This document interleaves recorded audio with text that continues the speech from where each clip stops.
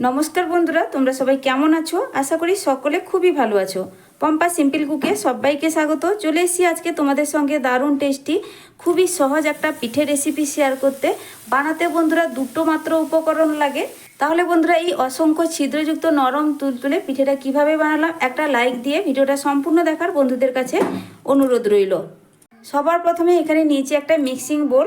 এবার এই বোলের মধ্যে দিয়ে দিচ্ছি এক বাটি শুকনো চালের গুঁড়ো, আর এটা হচ্ছে বাজারের কেনা আতপ চালের গুঁড়ো।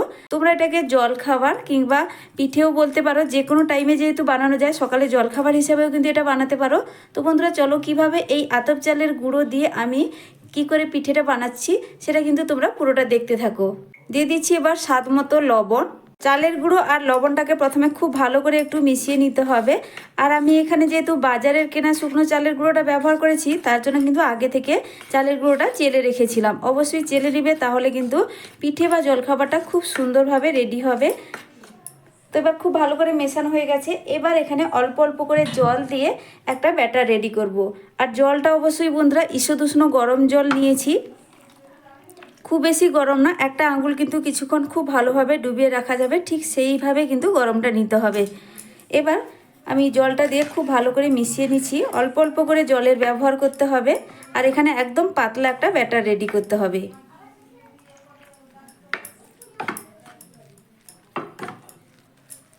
কোনো রকম ঝামেলা নেই, মাত্র দুটো উপকরণ থাকলে এই পিঠেটা ঝটপট রেডি হয়ে যাবে।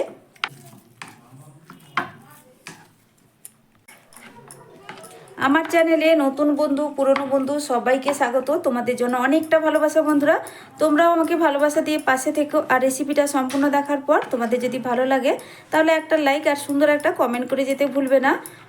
তোমাদের দেওয়া লাইক আর সুন্দর একটা কমেন্ট আমার নতুন ভিডিও বানাতে অনেকটাই উৎসাহ বাড়িয়ে দেয়। তো বন্ধুরা অল্প অল্প করে জল দিয়ে এখানে একটা ব্যাটার রেডি করে ফেলেছি। আর এই ব্যাটারটা ঠিক এইভাবে রেডি হয়েছে। এটা কিন্তু এখনও একটু ঘন আছে। আমার যদি প্রয়োজন মনে হয় সামান্য জল কিন্তু পরে ব্যবহার করব। এই মুহূর্তে কিন্তু আমি জলের ব্যবহারটা করছি না, ঠিক এইভাবে রেখেছি, কারণ এখানে আমি ডিম অ্যাড করব, তার কারণেই ব্যাটারটা এইভাবে এখন রাখছি। এবার এই চালের ব্যাটারটা একটু সাইডে সরিয়ে রেখে এখানে নিয়ে নিচ্ছি দুটো ডিম, আগে থেকেই ফাটিয়ে রেখেছি। এবার একটা হ্যান্ড হুইচ দিয়ে খুব ভালো করে ডিমটাকে একটু ফেটিয়ে নিব।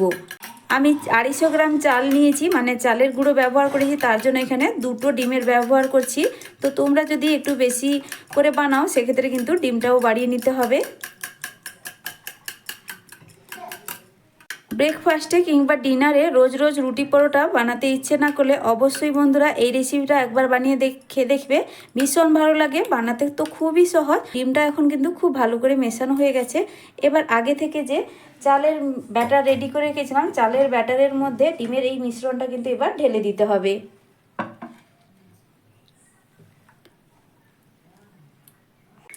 আবারও খুব ভালো করে এই চালের ব্যাটারের সঙ্গে ডিমটা মিশিয়ে নেব। তারপরেই যদি প্রয়োজন মনে হয় এখানে কিন্তু জলের ব্যবহার করব।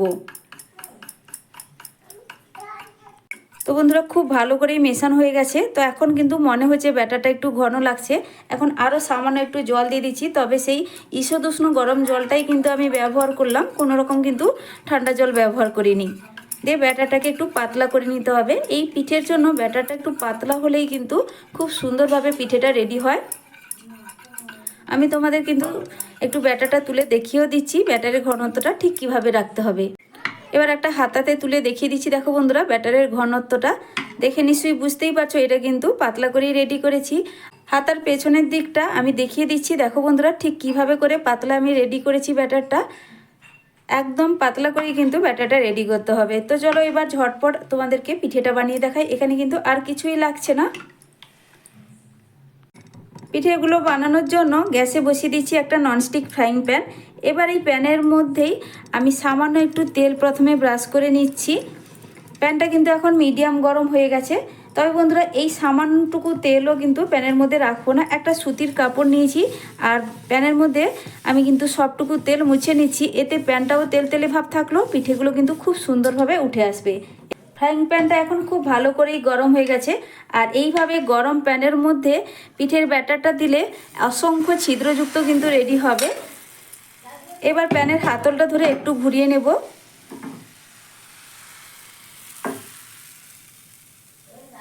খুব কম সময়ের মধ্যে কিন্তু বন্ধুরা পিঠেগুলো রেডি হয়ে যায়। তো দেখো ব্যাটার দেওয়ার সাথে সাথেই কিন্তু পুরোপুরি উপরের দিকটা শুকিয়ে গেছে আর সাইডগুলো কিন্তু খুব সুন্দর করে ছেড়ে গেছে। এর থেকে বেশি কিন্তু সময় লাগে না, একদম কম সময়ের মধ্যে দেখো 30-40 সেকেন্ড সময় থাকলেই কিন্তু এক একটা পিঠে খুব সুন্দরভাবে উঠে আসছে।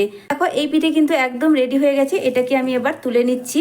আর উল্টো পিঠটা ভেজে নেওয়ার প্রয়োজনই, তোমরা চাইলে উল্টে দিয়েও কিন্তু উল্টো পিঠটা ভেজে নিতে পারো। তো আমি কিন্তু আর উল্টো পিঠটা ভাজছি না, সঙ্গে সঙ্গেই তুলে নিচ্ছি। আবারও একটা ঝটপট তোমাদেরকে পিঠে বানিয়ে দেখিয়ে দিচ্ছি। প্যানটা কিন্তু খুব ভালো করে গরম করে নিচ্ছি আর কোনোভাবে কিন্তু তেলের ব্রাশ করব না। তবে বন্ধুরা তোমরা আলাদা যে কোনো পাত্রে বানাতে গেলে তোমরা কিন্তু সব ক্ষেত্রে মানে সব পিঠেগুলো বানানোর ক্ষেত্রে প্রথমে তেল ব্রাশ করে দেবে, তারপরেই কিন্তু পিঠের ব্যাটার দিবে। তো আবারও এক হাতা ব্যাটার দিয়ে দিলাম। ব্যাটার দিয়ে দেওয়ার সাথে সাথেই কিন্তু প্যানের হাতলটা ধরে একটু ঘুরিয়ে গোল শেপ দিয়ে দিচ্ছি। তো দেখো প্যানটা গরম থাকার জন্য পিঠেটায় কত অসংখ্য জালিদার ছিদ্রযুক্ত তৈরি হয়েছে আর খুব কম সময়ের মধ্যে দেখবে পিঠেগুলো রেডি হয়ে যাবে। তো কথা বলতে বলতেই দেখো ওপরের দিকটা শুকিয়ে গেছে, সাইডটাও খুব সুন্দর করে দেখবে ছেড়ে যাবে। তো দেখো বন্ধুরা সাইডটা খুব সুন্দর করে ছেড়ে গেছে আর পিঠেটা খুব সুন্দর করে কিন্তু উঠে আসছে। তোমরা চাইলে এইভাবে পিঠেটা তুলে নিতে পারো কিংবা পিঠেটাকে উল্টো পিঠটাও একটু ভেজে নিতে পারো। তো উল্টো পিঠও ভেজে নেওয়ার প্রয়োজন নেই, যেহেতু পিঠেগুলো খুব পাতলা, উপরের দিকটা শুকনো হওয়ার সাথে সাথেই কিন্তু পিঠেটা খুব সুন্দর করে দুই দিক সেদ্ধ হয়ে যায়। তো আমি এবার পিঠেটাকে তুলে নিচ্ছি। এইভাবে বন্ধুরা সব পিঠেগুলোকে আমি রেডি করে নেব।